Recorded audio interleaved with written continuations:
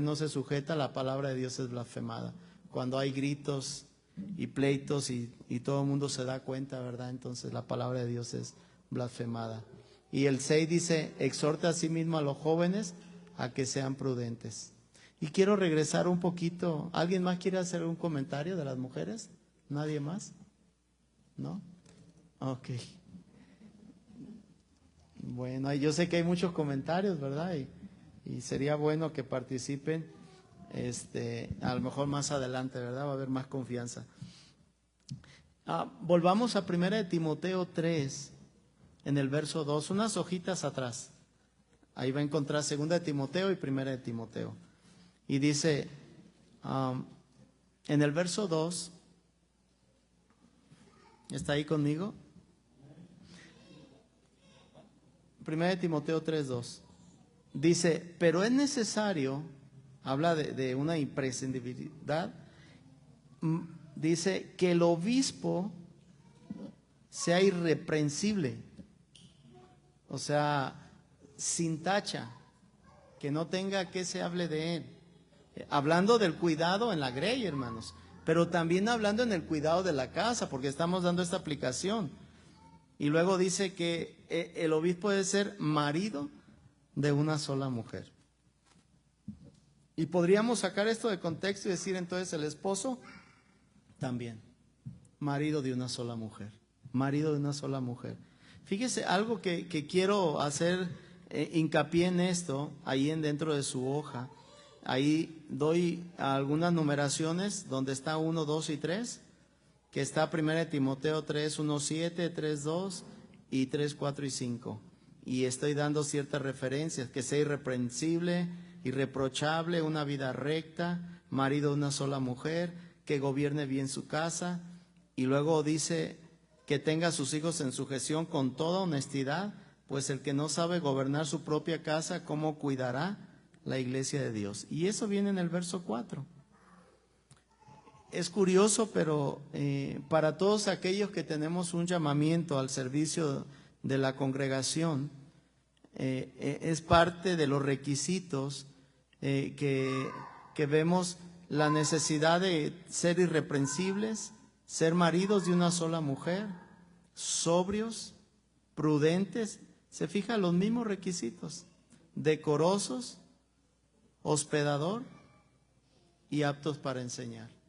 O sea, vidas que se preparan en el Señor, vidas que son dadas a la palabra de Dios, vidas que son dadas al conocimiento de Dios, pero también el papá, de la misma manera. Cuando un padre conoce de Dios, camina con Dios, entonces toda la familia va a caminar bien. Toda la familia, porque consideremos un gobernante corrupto y a través de los años, a lo mejor no nos hemos dado cuenta, amados hermanos, pero hemos criticado mucho a los gobernantes, ¿verdad?, por la corrupción. Y muchos nos llegamos a volver así, porque es una ley de Dios. Y la ley dice, tal es el sacerdote, es el pueblo.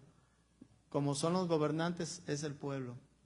Y especialmente en nuestros países que tenemos democracia, ¿verdad?, que los gobernantes vienen de los pueblos. O sea, los mismos gobernantes dicen, yo nací en tal lugar, era la gente más pobre y esto, pero ahora Pero la realidad es que del mismo pueblo sale la corrupción. Y no es el pueblo, no es el partido verde, amarillo, azul o rojo, es el corazón. No nos perdamos en eso y nos definimos por un partido y después ya no sabemos qué hacer porque vemos que es la misma cosa. Es el corazón, es el problema. Entonces lo que está diciendo la Escritura, hablando de una vida así, dice que sea prudente, decoroso, hablando del carácter, pero también dice apto para enseñar, capacitado. Y como padres podemos decir, ¿quién fue capacitado para enseñar? Ninguno. Pero la Escritura nos está enseñando. La Escritura, esta Escritura, hermanos, de hace 2000 años. Pensemos en esto. Hace 2000 años. Ya estaba ahí. Y uno dice, ¿por qué no la vieron nuestros padres o nuestros abuelos? ¿Qué pasó? Les aseguro que el Señor envió mucho evangelio a México, especialmente en nuestra nación, pero fue muy rechazado. Y hubo naciones como los Estados Unidos, otras naciones que recibieron el evangelio. y las consecuencias hoy las tenemos. Y entonces, pero el Señor nos sigue hablando, estamos con vida, podemos dar gracias a Dios y decir, Señor, gracias, porque lo que hoy estoy aprendiendo primero para mi vida, pero también poder enseñarlo a otros. Y no se imagina cuando uno sale, hermanos, cuánta oportunidad hay de poder dar un consejo. Cuántas vidas hay con tanta necesidad, con tanta oscuridad, que necesitan un poco de luz. Y gracias a Dios que estamos recibiendo luz, pero tenemos una responsabilidad de también llevar esa luz. El Señor dijo, vosotros sois la luz del mundo. Y una luz un candelabro no se pone debajo de la cama o del almud, sino tiene que ponerse arriba para que brille y se ilumine.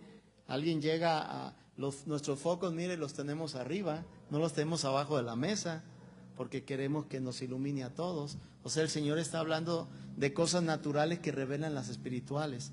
Y Él está diciendo, la luz es para que brille. Cuando la luz viene a nuestro corazón, debemos de brillar, hermanos, y dar el consejo. Lo que siempre se ha recomendado es que nunca dé un consejo a alguien que no se lo pida. No haga eso. Tampoco es bíblico. El consejo se da a quien lo pide. O sea, no anda uno publicando consejo a toda la gente, ¿verdad? Mirando que alguien va, como yo cuando miré que se iban a pelear, bonito me viera metiéndome, ¿verdad? Y decir, oye, ¿qué te pasa? ¿Estás mal? Al último me da a mí un golpe.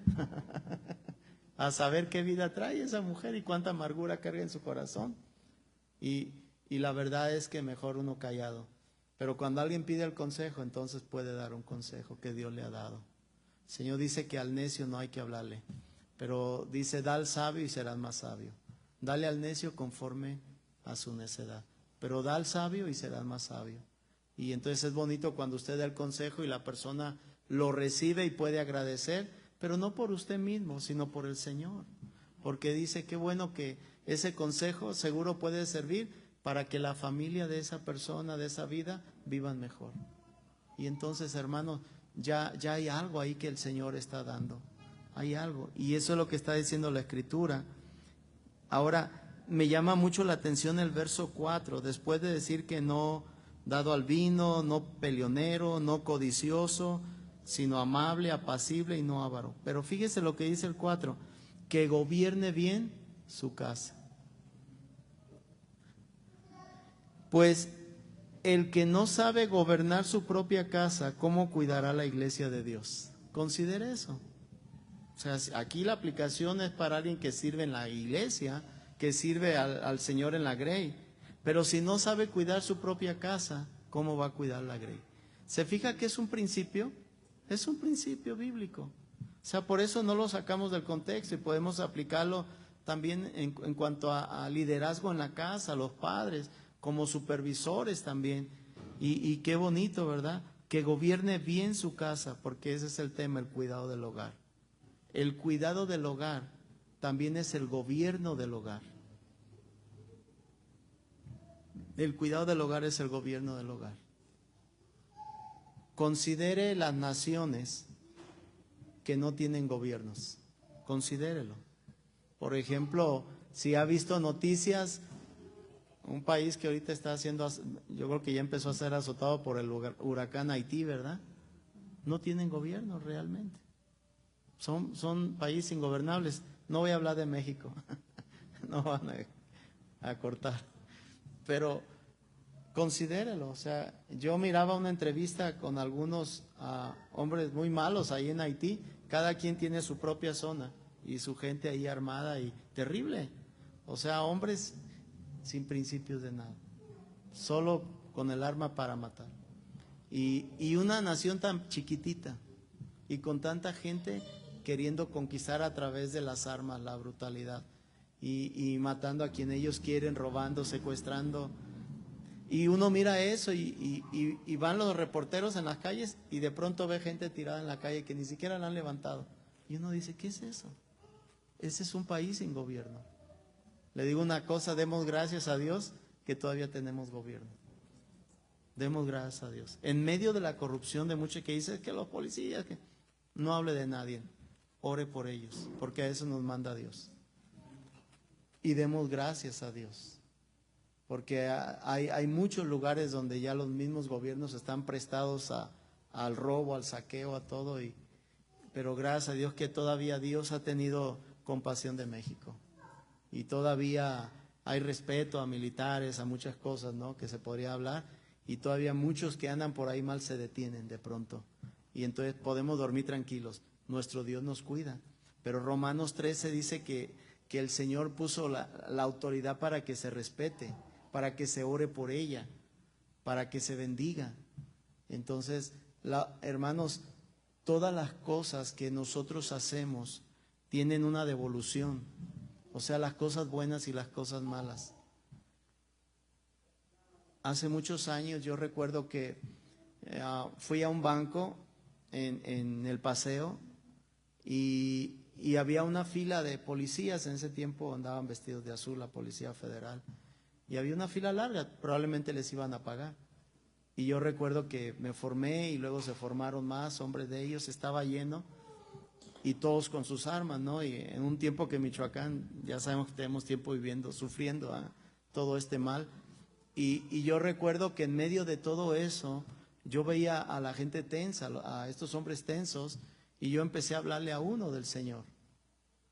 Y le dije una cosa, y le dije, oiga, ¿de dónde viene usted? Me dijo, vengo de México. Oh.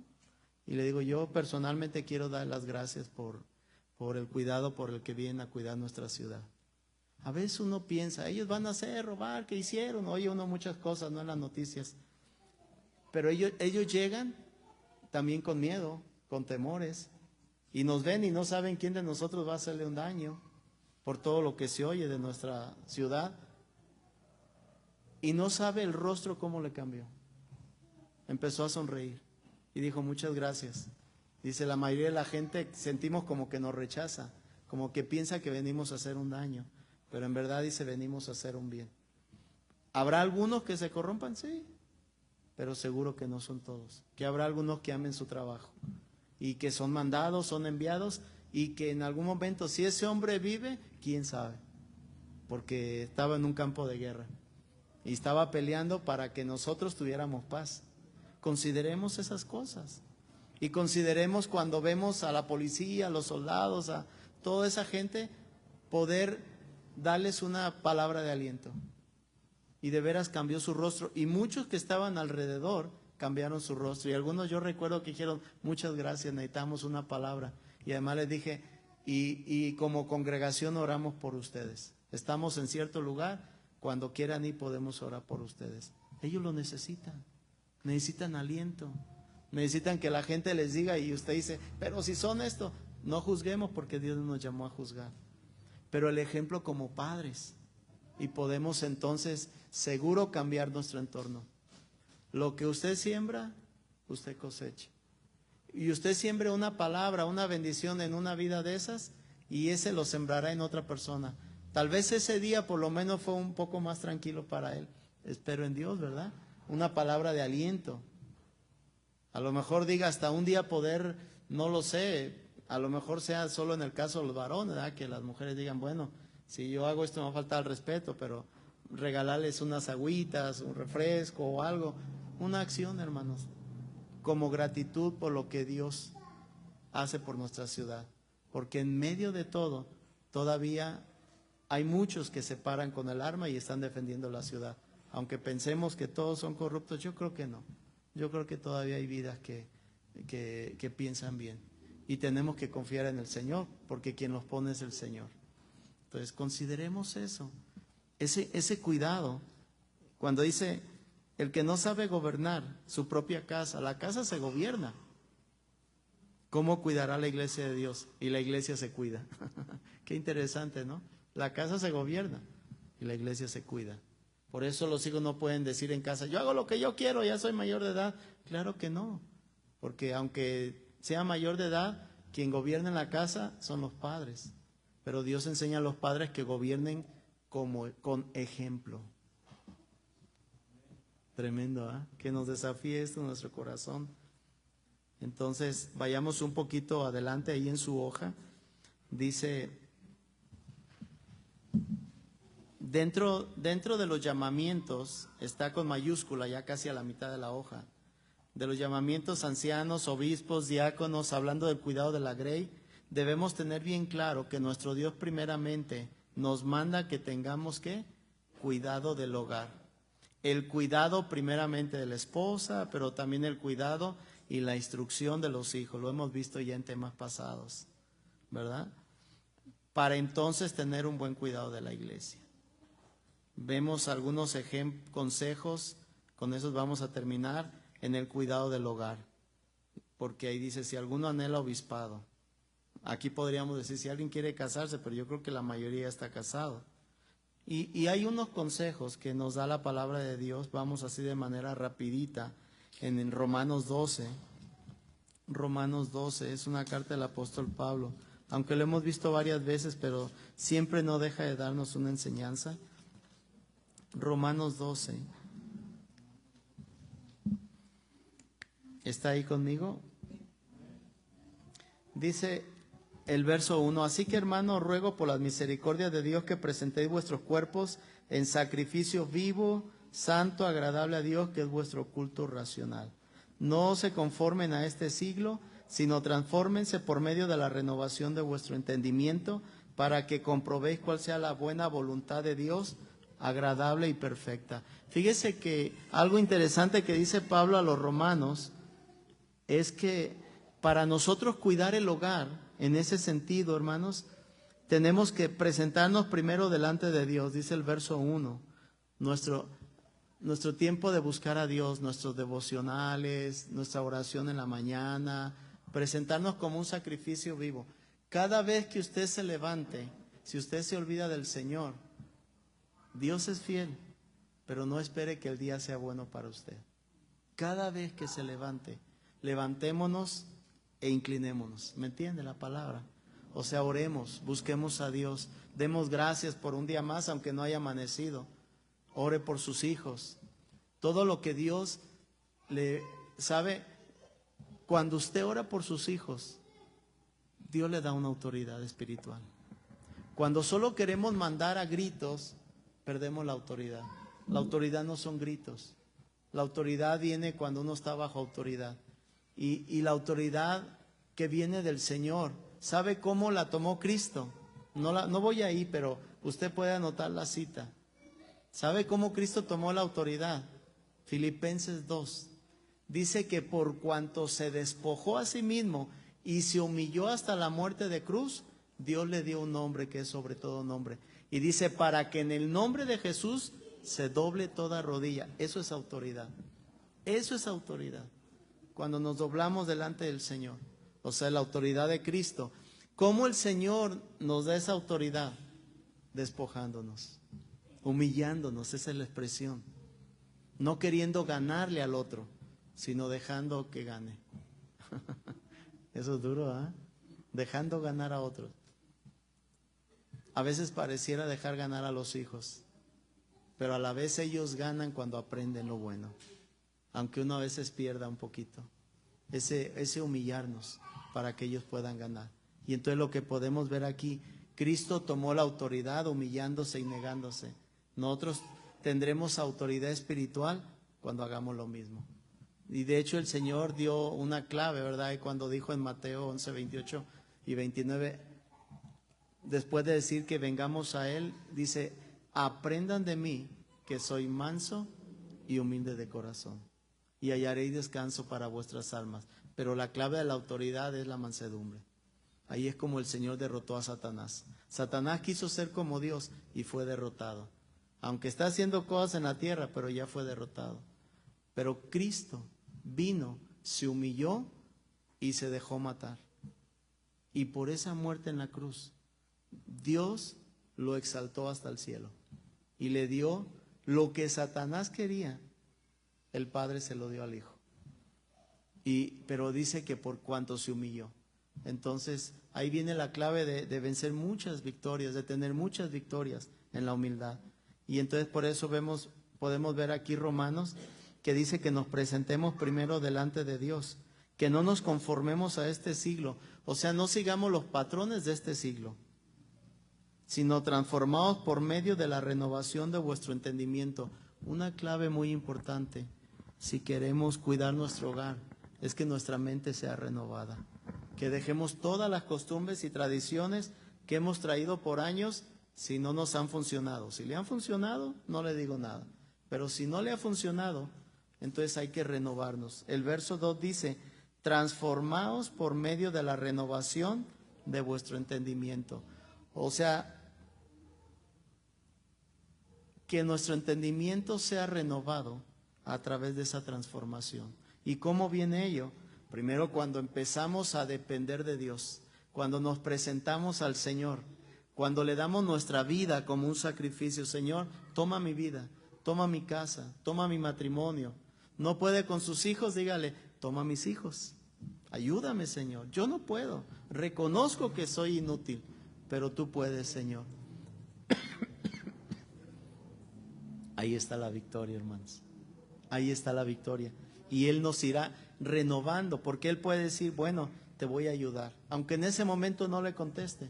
Y de pronto usted empieza en la palabra, empieza a leer, a escudriñar, y de pronto Dios le habla que hay un problema serio en su corazón. Simplemente un padre a veces no puede resolver un problema con un hijo, una madre con una hija, e intenta gritos, problemas, disciplina, regaños, maltratos.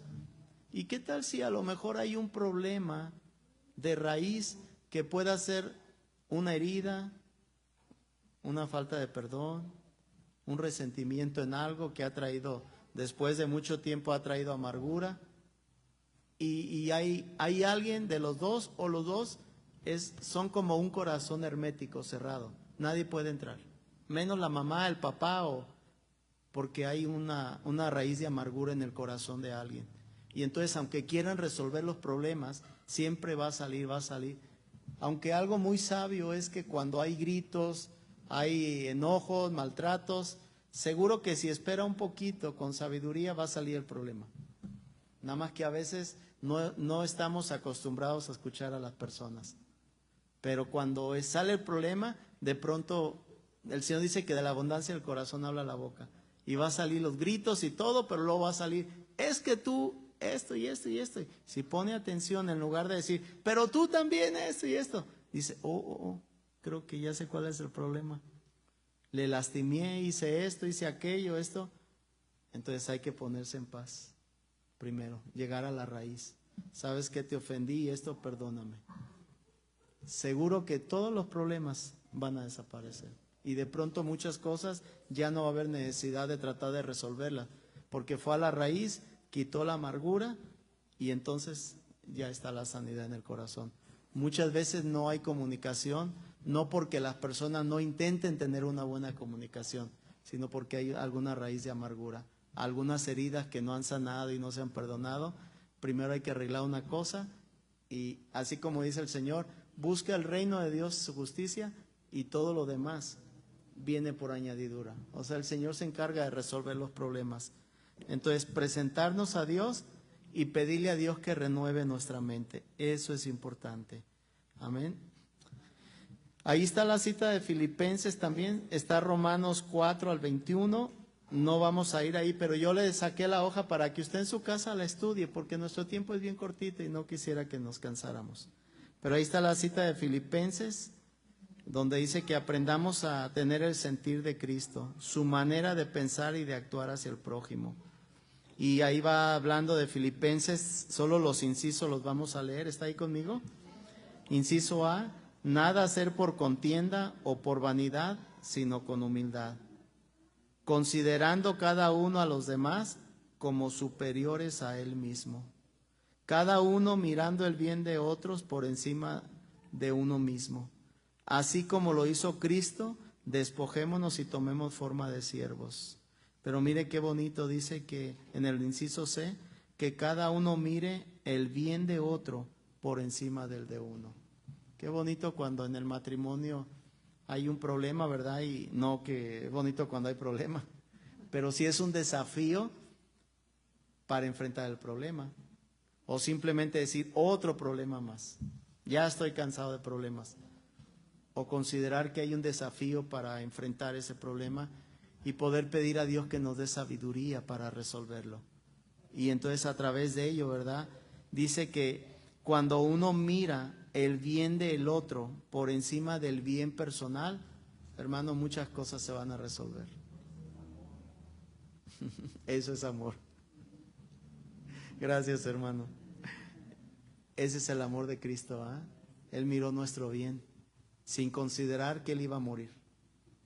Y que no tuvo ninguna oportunidad ni abogado que le defendiera. Estaba el Padre, pero Él no lo requirió. Murió por nosotros. Qué bonito. ¿Qué nos impide caminar de esta manera? Y ahí doy la cita, segunda de Timoteo, capítulo 3, del verso 1 al 4, cuando habla de aquellos hombres, ¿se acuerdan que lo hemos leído? Amadores de sí mismos. El carácter, dice, de los hombres en los últimos días: hombres amadores de sí mismos, ávaros, vanagloriosos, soberbios, blasfemos, desobedientes a los padres, ingratos e impíos, sin afecto natural, implacables, dice, o sea, violentos, calumniadores, intemperantes, nada de temperamento, o sea, un carácter por ningún lado, crueles, aborrecedores de lo bueno. ¿Cómo describir todo esto? Es mucho para describirlo, pero habla de vidas que piensan solo en sí mismo y no en los demás. Y por eso consideremos esto. Un gran estorbo en nuestra vida es que pensemos en nosotros mismos. Un gran estorbo en el matrimonio es que cada uno quiera su propio beneficio. Que diga, yo trabajo y lo mío es mío y lo tuyo es tuyo. Y nos ponemos de acuerdo a ver cómo lo dividimos. Ya de principio está dividido, pero qué bonito cuando en algún momento, lo ideal, hermanos, aunque ustedes consideren que es algo arcaico, pero bíblicamente lo ideal es que el hombre es el que saliera adelante por la casa, es el que salga, el que sea el buen proveedor, para que la mujer tenga esa excelencia de cuidado con su propia vida y con sus hijos. Y yo creo que cuando una mujer ha dado luz a hijos y los ha llevado a una madurez en el carácter y ve vidas que están sirviendo a Dios, a su propia familia y a la humanidad, dicen, creo que me siento satisfecho. No es fácil, pero ha habido mucho descuido por causa de que el mismo hombre descuidamos nuestra propia relación con Dios y con el cuidado de la familia. Y dejamos a la mujer que llevara muchas cargas que Dios no le puso. Y entonces, ¿hubo descuido con los hijos? Seguro que sí. Imposible poder cuidar el trabajo, el esposo, los hijos. Pero la verdad es que los hombres tenemos que un día asumir delante de Dios esa responsabilidad. Un día tenemos que asumir eso y decir, Señor, esto lo descuidé, pero ahora dame oportunidad de poder cuidarlo. Y que tenga que poner de mi parte el doble para que pueda la familia tener esa protección, ese cuidado.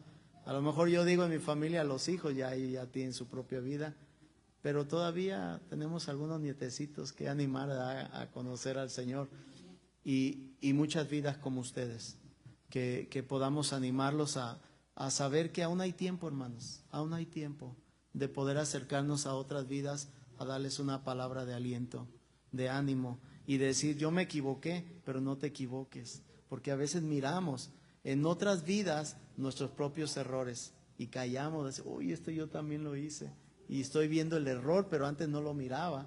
Entonces, si en algún momento tenemos oportunidad de hablar con alguien y nos pida un consejo, ahí está la flecha, dar en el blanco y decir, ¿de veras quieres un consejo? Ok, mira, esto experimenté yo y este fue mi fracaso, no cometa los mismos errores. Y entonces esa vida puede decir, oh, yo pensé que estaba bien, ¿verdad? Pero ni siquiera me regañó, solo me dijo, esto yo experimenté, este es el buen camino, camina por él y te va a ir bien. Y entonces poder tener ese cuidado, hermanos. Entonces, que no nos amemos a nosotros mismos. Y Filipenses 2, 20, 21 y 22, hay un verso solo que estoy poniendo ahí, que dice, porque todos buscan lo suyo propio y no lo que es de Cristo Jesús. Ahora Filipenses 1, 29, voy bien rápido, quiero terminar. Dice, ¿sí está ahí conmigo en su hoja? Dice, no sea lo puse mal, pero dice, nos sea concedido por Cristo no solo creer en Él, sino padecer por Él. Entonces, también hay una concesión que nos dio el Señor de padecer por Cristo, a veces humillándonos. Y también el verso 2 y 3, donde dice, nada hagáis por contienda. Todo lo que hagamos, yo les puedo decir a las hermanas cuando les toca hacer de comer, a los varones cuando les toca dar la quincena, ¿verdad? Y el servir en la casa, en el hogar, donde quiera que sea, todo lo que hagamos, dice la Escritura, que nada hagamos por contienda. Y entonces, ¿por qué lo tenemos que hacer? ¿Por obligación? Tampoco, por amor, por amor. Cada cosa que hagamos, hasta si recoge un papel en su casa, mi hermana o mi hermano, hágalo por amor. Eso es duro para todos nosotros, porque luego nos estamos quejando, pero cada cosa que hagamos, hagámosla por amor. Y así nunca habrá reclamo. Yo hice esto por ti y tú no haces nada por mí. ¿Ha visto eso? Yo te doy y tú no me das nada. Cuando lo hace por amor, solo lo hace. Y ya. No hay reclamo. No hay pedir nada a cambio. Solo lo hace. Y de hecho la Biblia dice, cuando lo hacemos así, a quien se lo damos es al Señor. Y que un día Él nos va a pagar. Él nos va a recompensar. De Él viene la recompensa. Estamos terminando. Dice ahí, el sufrimiento es más ligero en nosotros cuando cambian nuestros motivos egoístas y se vuelven serviciales. O sea, cuando nuestra motivación es para un beneficio, seguro tendremos queja y problemas. Cuando damos sin esperar nada a cambio, entonces es más ligera la carga. Filipenses 2 hasta abajo, los últimos 3 versos, dice, Dios es el que en vosotros produce así el querer como el hacer por su buena voluntad. Quiere decir que si estas cosas no están en nuestro corazón, pidamos al Señor que las ponga en el corazón. Señor, enséñame a servir sin esperar nada a cambio. Enséñame a dar. ¿Se acuerdan de la oración de San Agustín? ¿Alguien se acuerda de esa oración? ¿No? Bueno, se los dejo de tarea. Que no busque ser amado, sino amar. ¿No la han oído? Y bueno, es una oración bonita. Por ahí búsquenla ahí. Y la verdad es que habla de no buscar lo propio, sino dar. Aquello que usted necesita, creo que podría ser una lista, ¿no? De lo que necesita de los demás. Por ejemplo, la mamá del hijo, de la hija, yo necesito que hagas esto y esto y esto. Haga una lista para usted mismo. Yo necesito que seas más así, bueno, usted séalo. Yo necesito que me obedezcas más, obedezca a Dios. Yo necesito que aplique esa lista a su vida. Y eso trae un cambio, nos ayuda mucho. Los cambios que quiera ver en su familia, haga una lista de esos cambios y después aplíquelos a su vida. Y eso de pronto como que nos abre los ojos, dice, oye, es que, pero si a mí me va a costar hacer eso y yo quiero que los demás lo sean. Por eso la Biblia dice que seamos ejemplo, porque eso es lo que tiene poder. Y sí termino en Primera de Pedro, en el capítulo 2, es mi última cita. Primera de Pedro, después de Hebreos, en el capítulo 2, verso 11, dice, amados, yo les ruego como extranjeros y peregrinos que se abstengan de los deseos de la carne y que batallan contra el alma. Primera de Pedro 2:11, manteniendo buena vuestra manera de vivir entre los gentiles, o sea, entre las personas, para que en lo que murmuran de vosotros, como de malhechores, glorifiquen a Dios en el día de la visitación, al considerar vuestras buenas obras. Por causa del Señor, someteos a toda institución humana, ya sea al rey como a superior. O sea, nos enseña lo que es la sujeción, ¿verdad? Al rey, o sea, a nuestro presidente, a los gobernantes, a los policías, como los hijos a los padres, viceversa. Y a los gobernantes como por él enviados para castigo de los malhechores y alabanza de los que hacen bien. Porque esta es la voluntad de Dios, que haciendo el bien hagáis callar la ignorancia de los hombres insensatos. ¿Cómo se hace callar la ignorancia de los hombres insensatos? La mayoría pensamos que gritando, ordenando, pero no, la Biblia dice aquí en el verso 15, esta es la voluntad de Dios, que haciendo el bien hagáis callar la ignorancia de los hombres insensatos, como libres, pero no como los que tienen libertad como pretexto para hacer lo malo, o sea, libertinaje, sino como siervos de Dios. Y termino aquí en el verso 20-21, porque gloria es, si pecando sois abofetados, ¿qué gloria es? Y lo soportáis, o sea, haciendo lo malo, mas si haciendo lo bueno sufrís y lo soportáis, esto ciertamente es aprobado delante de Dios. Esto va para los papás, pero también para los hijos. Cuando un hijo se porta bien y aún así se le trata duro, pero dice el Señor que a veces hay que sufrir por Cristo. Pues para esto fuiste llamado, porque también Cristo padeció por nosotros. ¿Alguien está ahí con ese verso? Dice, dejándonos ¿qué? Ejemplo, para que sigáis sus pisadas, el cual no hizo pecado ni se halló engaño en su boca, quien cuando le maldecían no respondía con maldición. Cuando padecía no amenazaba, sino encomendaba la causa al que juzga justamente. Qué bonito, ¿verdad? Lo maldecían y él estaba callado. Él dijo, cuando Pilatos habló y le dijo, no hablas nada, no sabes que tengo poder para quitarte o darte la vida. Él dijo, ninguna autoridad tendrías si no te fuese dada de mi Padre.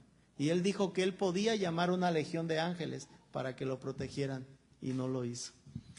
No lo hizo porque sabía que si lo hacía, ya nosotros no tendríamos ninguna esperanza.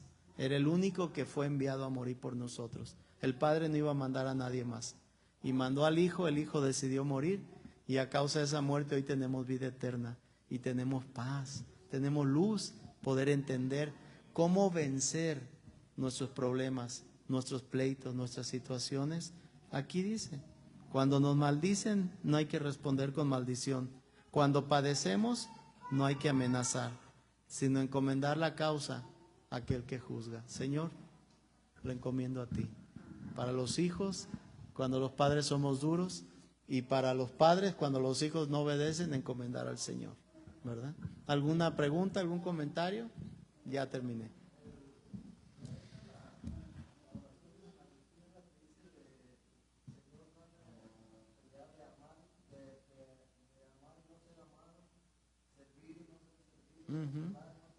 Así es, correcto. Muy bien, hermano. Bueno, gracias.